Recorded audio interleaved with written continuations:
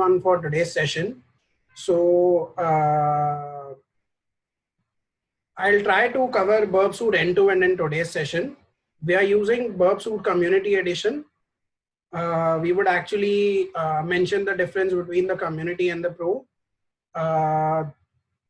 It would also cover the basics so that we would actually assume that the person watching this webinar actually has no information about this, and we would also cover some tips and tricks like how we can actually use some of the advanced features of this tool.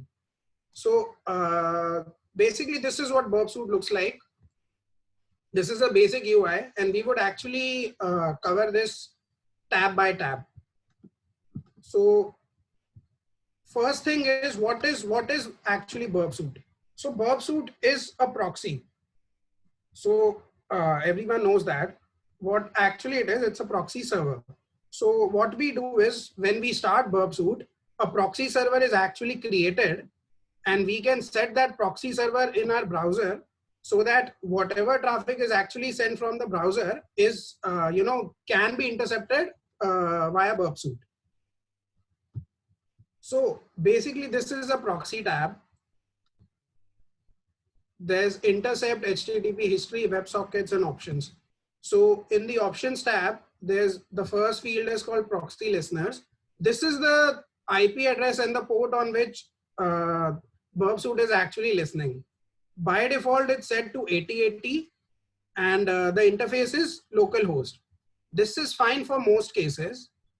The only reason you will want to change this is suppose you are actually trying to intercept some traffic from a different device, like while doing pen testing from an Android device, you would actually need to change this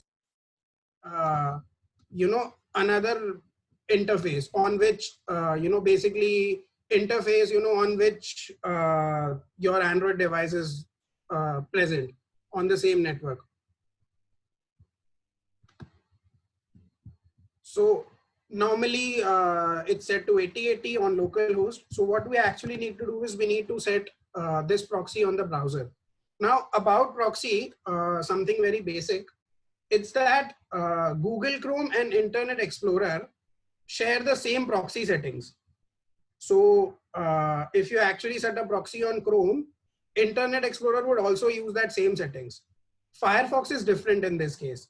So what I do is I set Burp proxy on Firefox. So whatever actually research needs to be done while pen testing, that is done via Google Chrome, so that there's only limited amount of traffic that is actually intercepted. So this is how you set the proxy. You just go to options, you type prox, this thing comes settings. In the manual proxy, okay, so this is the local host, this is 8080, and ensure that this tick is there, if I suppose you want to intercept HTTPS as well. So once this thing is there, whatever website I actually visit,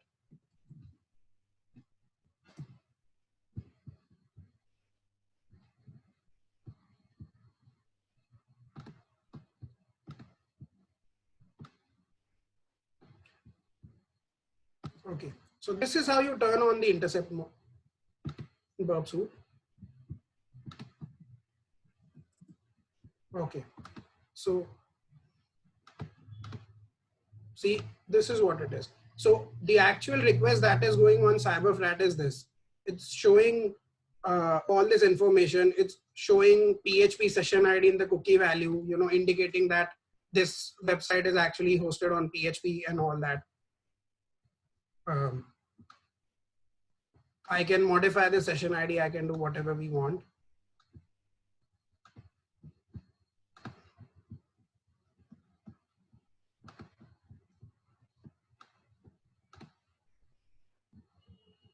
HTTP history is another tab where whatever websites actually are intercepted via Burpsuite are shown. So you can actually see here, what all requests were there, what is modified, what is not modified, and all.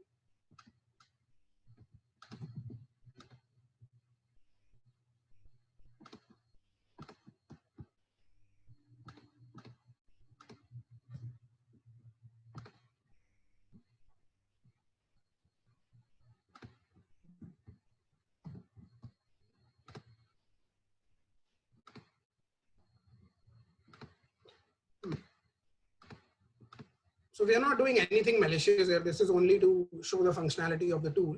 So if you look at this request, cyberfrat.com, this was the original request. This was the edited request. And this was the response which we've received.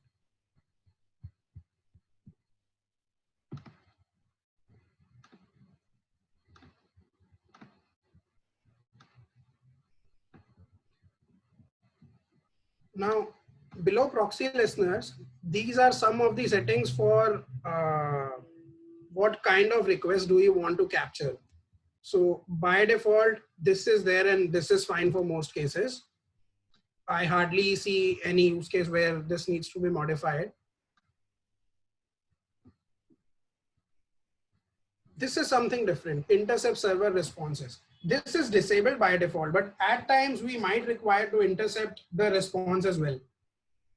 So if we want to do that, then we need to ensure that this option is checked and create these rules. Basically, I can just edit a rule. If content type header does not matches, I can enter anything, anything random. Now, ideally, every request should be intercepted because, nowhere the content type matches LLLL. So I create this kind of a rule if I want to, intercept responses as well.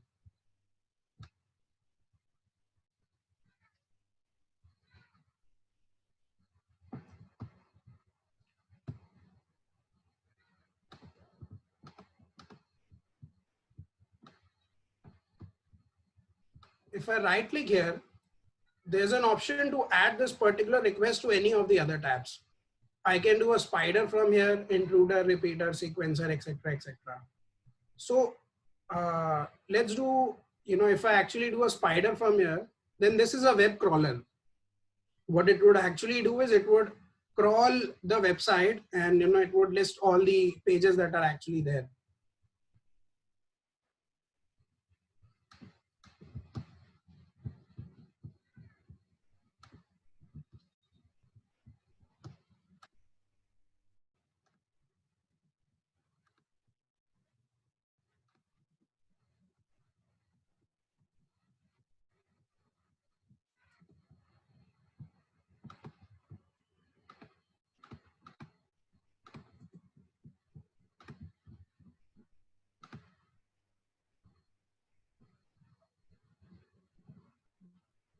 So this is the vulnerable app that, we will be using for our demo.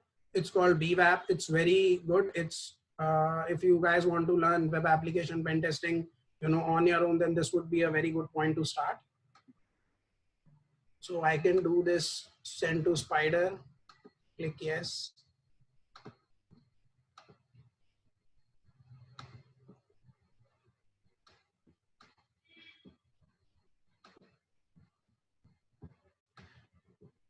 So this is another thing. Whenever Burp actually sees that there is a post request there is a login form, it would actually prompt you for a username and password.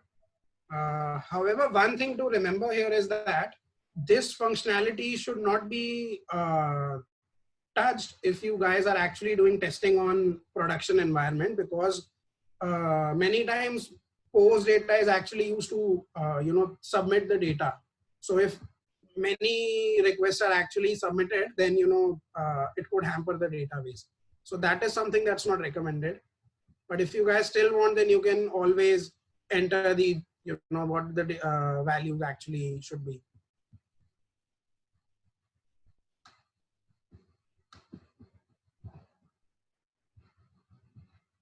So this is how the crawler is actually working. It shows that under this there's a directory called as BWAP. It shows that there's another directory called JS, which is basically my JavaScript files and other PHP files. And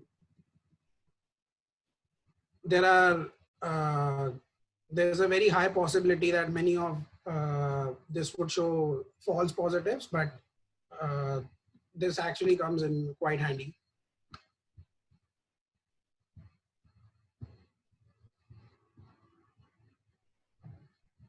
The next tab after spider is actually known as scanner.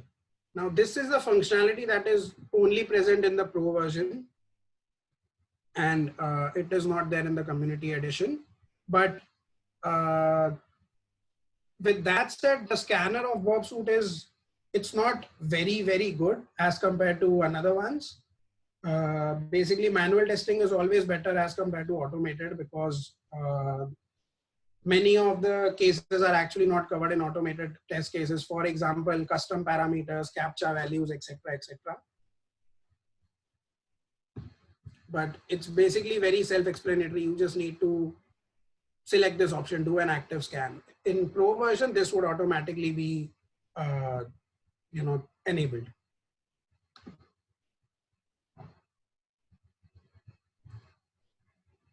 Now, before moving to intruder, we would actually go to something known as repeater, because this tab is something that is used the most often.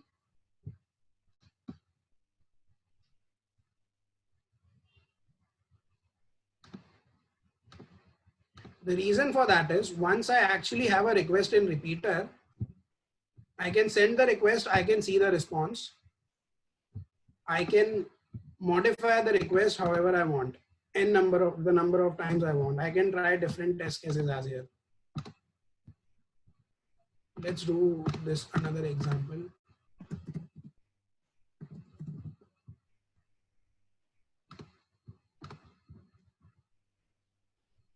Another thing to notice is that your computer would actually keep on sending requests to different URLs. There are many background applications who also use the same proxy settings, or another tabs might also, since they are opened in Firefox, they will also send requests, they will also be intercepted. So suppose I don't want to intercept gstatic.com, I can actually select this, don't intercept request to this host. Okay, so this is the request that I'm talking about here. Here ABCD and password ABCD, security level 0. I'll send this to repeater.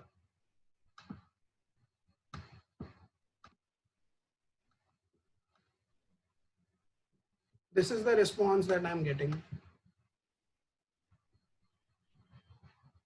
It's not very user friendly to read all this information. There's an option called as render that would show you how this response would actually look in a web browser.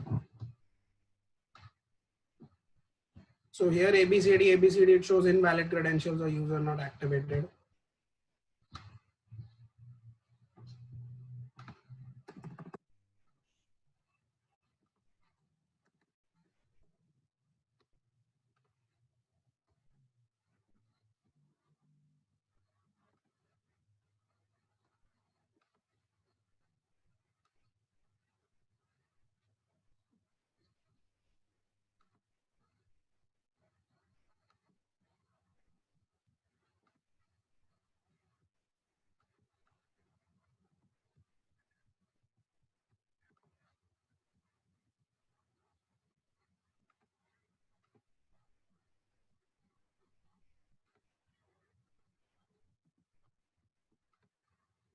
So if you guys actually observe something here, if I enter the correct username and password, the web page is actually giving me a response code of 302, which means it's causing me to redirect to the another web page.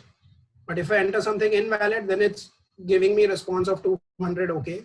And if I render that, showing me invalid credentials or user not activated.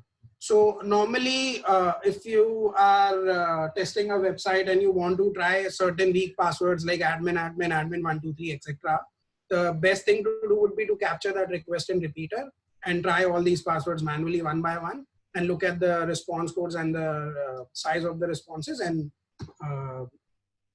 basically you're good to go.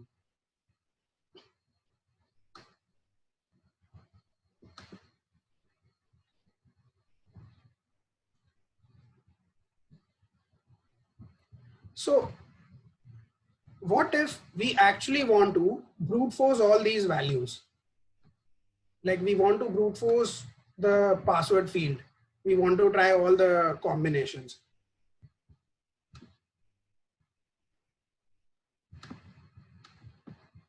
So, okay, let me just create a very small dictionary. Test.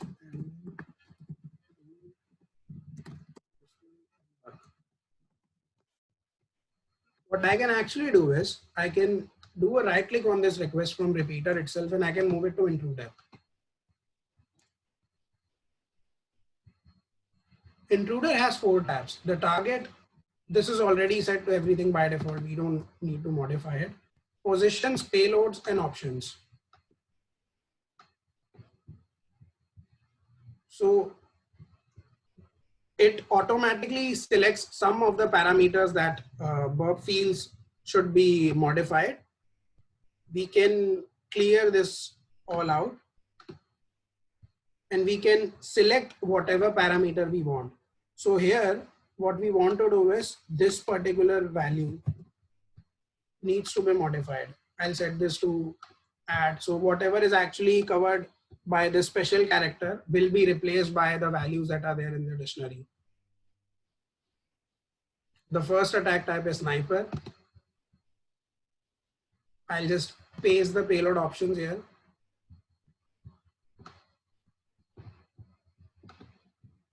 These options are related to the performance of the attack, the number of retries or network failure, and pause before retry. Another thing to remember is that intruder is very, very, very slow on community edition. That's why it's highly recommended to use a pro version for this attack. This is what this is the exact error that Burp Suite is giving. Attacks are time throttled. So if you guys actually see, this is what the request looks like. Our dictionary had 6 passwords. So it tried all 6 of those.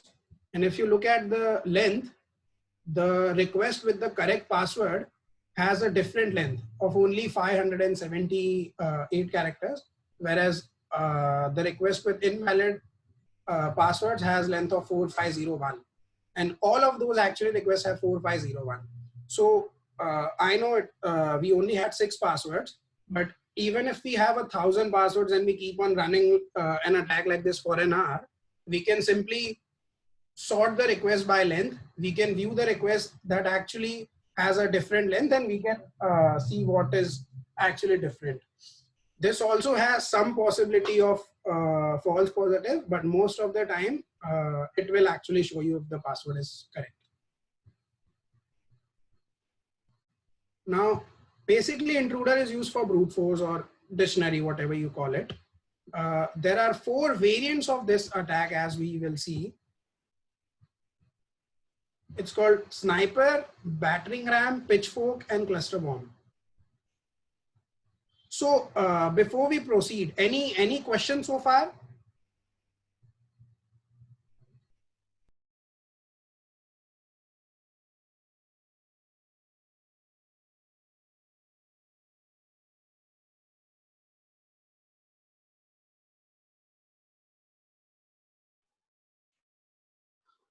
Yeah, there are some questions in the chat windows.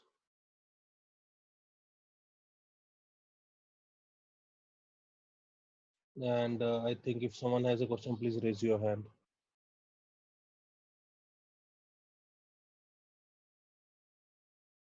Manpreet, you have muted yourself.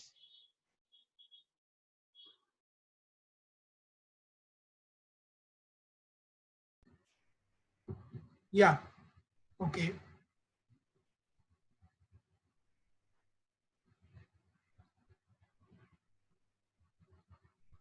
Okay. So fine. I can see already there are many questions. You want me to read those or scroll in the chat window, or you want to read? Let's continue since the list seems quite long and we are just getting started. We'll actually cover all of this, post the end of the session. Okay, sure. Thanks. Yeah. Yeah. Okay. So now we actually understood what sniper actually does is it would try one attack against, this one position. I can also add multiple parameters in this type. Like those same 6 fields, I can add it here also. And if I start the attack, let's see what happens.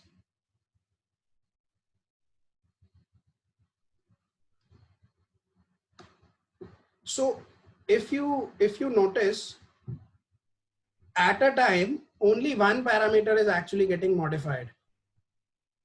Like ABCD here was tried in login parameter, and ABCD here was tried in the password parameter. This is because the kind of attack is sniper. What if we want to send a request where ABCD is actually sent as both username and password? Then we would actually be using battering ram.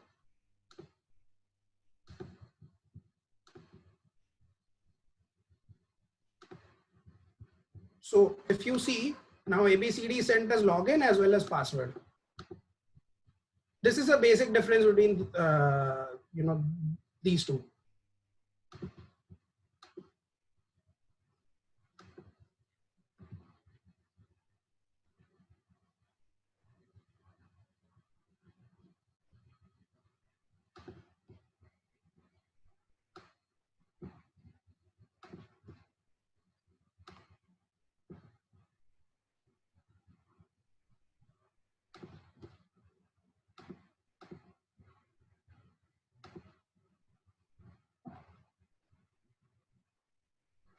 So suppose you actually have a list of usernames and a list of passwords, and you want to try, each not each password for each username, but the first password for the first username. So again, let's build our own dictionary. So suppose it's A, B, C, and D, and E, F. Suppose we want to try A, B, C, D, E, F individually as username. So pitchfork, I'll add this, and I'll add this again. And so now if you see, it's asking me for payload set 1 and 2. Payload set 1 is for login, payload set 2 is for password. So I'll just paste A, B, C, D, E, F in payload set 1. In payload set 2, I would do 1, 2, 3, 4, 5, and 6. And I'll start the attack. So basically that is what has happened here. For payload set A, the password was sent as 1, B, 2, C, 3, etc. The fourth attack is known as cluster bomb. Cluster bomb is basically, suppose you have a list of various usernames and various passwords, and you want to tie all these passwords against all these usernames. So in our case, basically A would be tried with 1, 2, 3, 4, 5, and 6. Then B would be tried with 1, 2, 3, 4, 5, and 6. The number of requests actually sent here increases significantly, as we can see. A, B, C, D, E, F all are tried with 1, then A, B, C, D, E, F all are tried with 2, 3, 6. The most commonly used methods are sniper and cluster bomb. Cluster bomb is used for username password brute force, and sniper is used for basically if you want to brute force anything, could be session IDs, could be parameters, could be and another thing we would actually cover is intruder based payloads for fuzzing.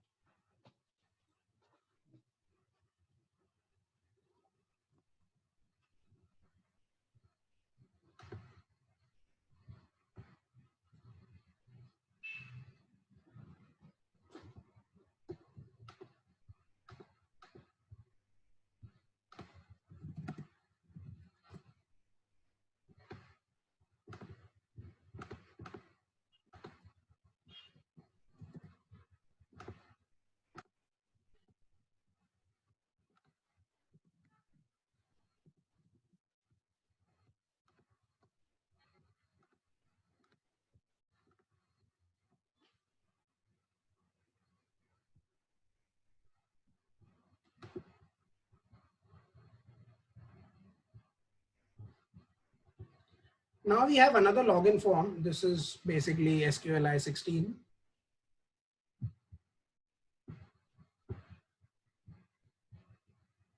If we send anything with it shows invalid credentials. Now, what if we want to try SQL injection on any of these payloads? So obviously there are other tools like SQL map and Average and others, but Burp Suite itself gives you the functionality to test. What you actually need to do is you can download a list of various payloads. You can pass them in the in Intruder tab, and Burp would test all those out for you. And you can check with what is actually vulnerable again based on the responses. So one very good resource for that is a repository on GitHub known as FuzzDB. If you just do FuzzDB GitHub, you'll get the first link, which is a GitHub repository. Just do attack. It covers different attacks. Let's do SQL injection. We'll go to detect. Now it has different word lists based on the type of SQL database, because most of the payloads are actually different for MySQL, MS SQL, Oracle, etc. So let's do MySQL here.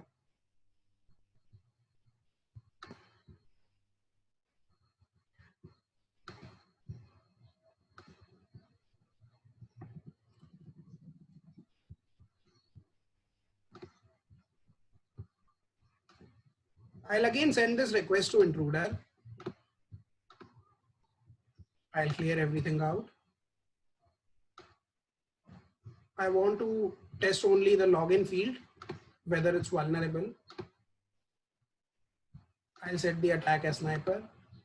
I'll paste that list of payloads, what we got from GitHub repository, and I'll start the attack.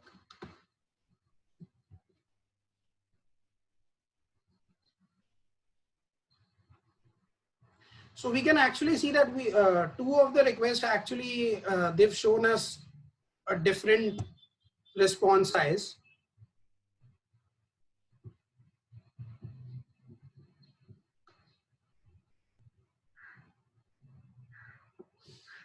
If you see this, you have an error in SQL syntax, check the manual. This error clearly indicates that the application is vulnerable to SQL injection. Next thing what you need to do is simply test in SQL map and you can download the entire database. What Burp actually has helped us here is we were very easily able to identify whether this parameter was actually vulnerable or not.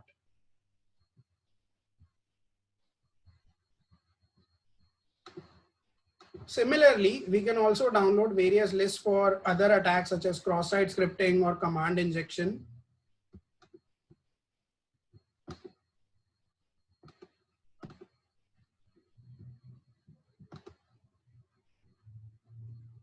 So another example is file upload. At times, while testing, what we want to determine is what are the extensions that are actually allowed.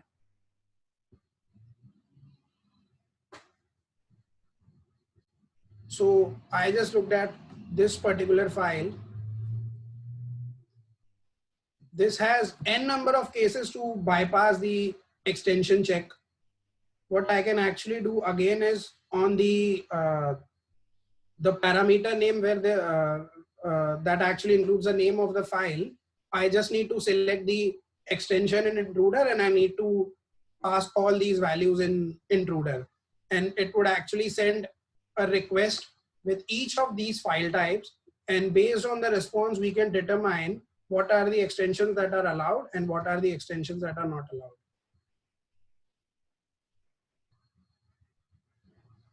We have a similar list for ASP.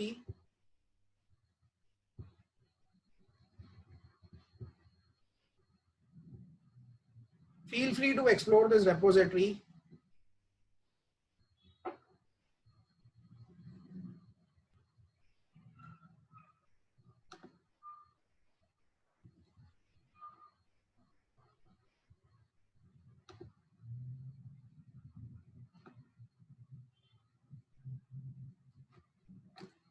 So rather than manually trying all these particular encoding schemes one by one, you can pass them in intruder and view the response.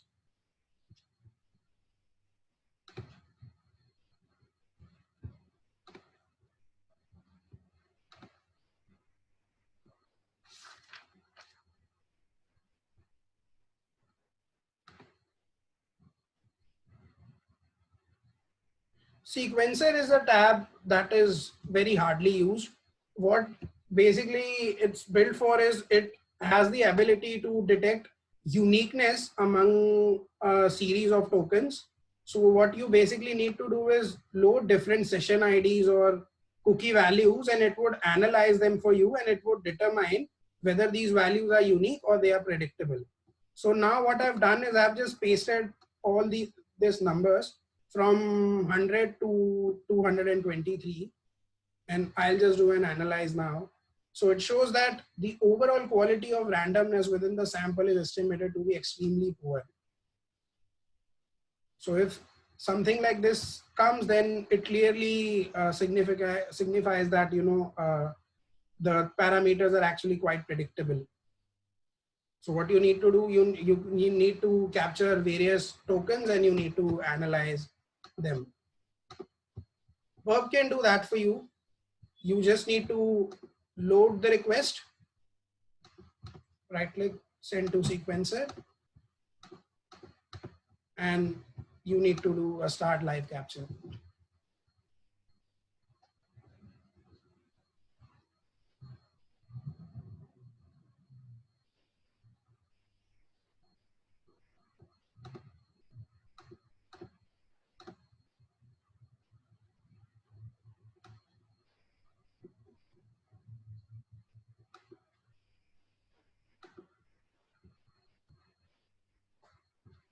Another tab is called comparer. So comparer is used to highlight the difference between two different data fields. You could actually compare them byte by byte or word by word. So I'll just do an ABCDE. I'll paste it. I'll just do an ABCDZ.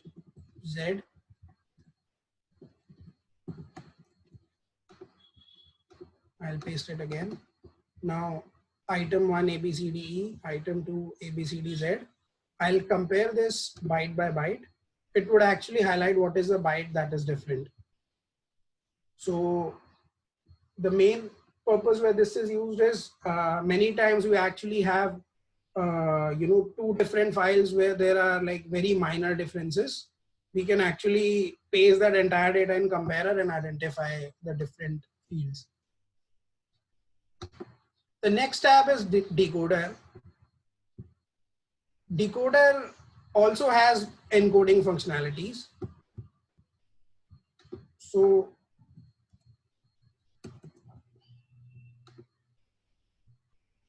it shows encoding as well as decoding of all these types: URL encoding, HTML, base64, ASCII, hex, octal, binary, gzip, etc. So base64 is a very commonly used encoding. So if I type QWERTY here, it has encoded this value for me. Suppose I got this value from the internet or so, I can decode this again using decode as base64. Smart decode is another feature. It tries to identify what is the encoding type that is used. It works at times, but many times it just won't. So it's always recommended to do that manually. So base64 and this works.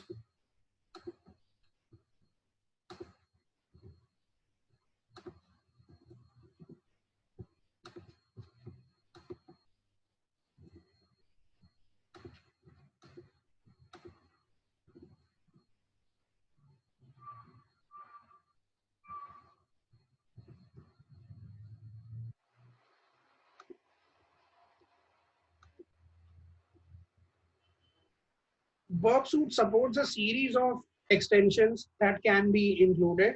You can download these extensions from the internet and load them whatever you want. Basically, these extensions are jar files normally. You just need to select and load them. For example, there are extensions built if you want to test for Java deserialization attack. You can load that extension and then you can actually see if your application is vulnerable to that or not.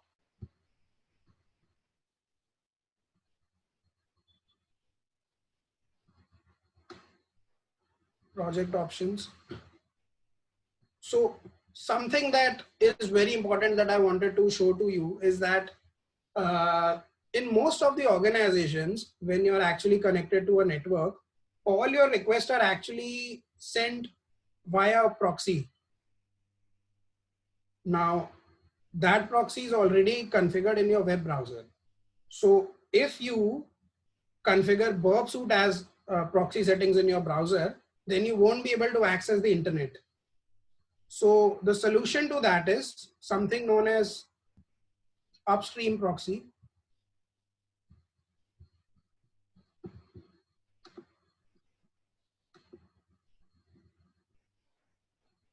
What you need to do is in your browser, you need to add the proxy settings for Burp Suite only. That is normally 127.0.0.1 with port as 8080. And in Burp Suite, you need to modify the proxy host, the proxy port. If there's an authentication enabled, you need to enter all that and you need to hit OK. However, that is one of the shortcomings of Burp Suite. It doesn't work very nicely with upstream proxy servers. From our personal experience, we've seen that in that case, Fiddler might be a better option, but in terms of other features and usability, Burp Suite is definitely way better.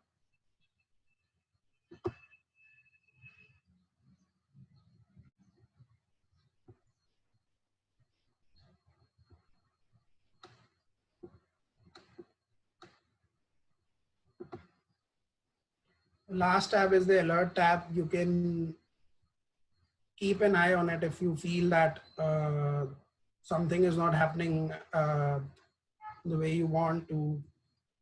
You can actually see all that in alerts. If it shows fail to connect to youtube.com, etc., then you might want to investigate that. Why is that not happening? But most of the time, it's okay to ignore this field.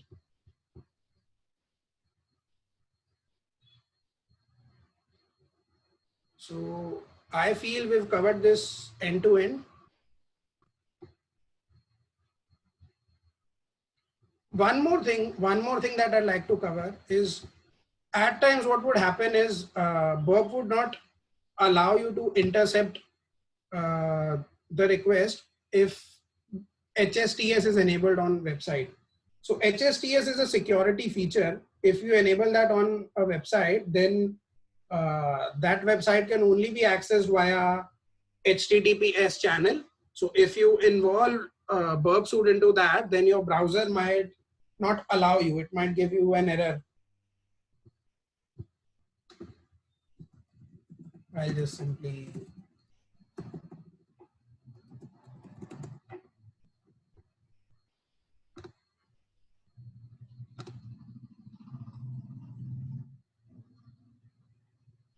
so this is what it would look like. The site certificate is not trusted. Normally, if HSTS is enabled, then it won't allow you to visit that website. So as a workaround for that, what you need to do is you need to install Burp certificate in your browser. I'll just show you how to do that. First thing, ensure that proxy settings are set in your browser. Go to HTTP Burp. You will be shown this page. Click on CA certificate. Save this file. Then go to options, view certificates, click on import. Okay, so this certificate is already installed. So that is how you install a certificate. Since I've already installed it, it's giving me that error. So that's it for today's session. Now we'll actually move to question and answer session.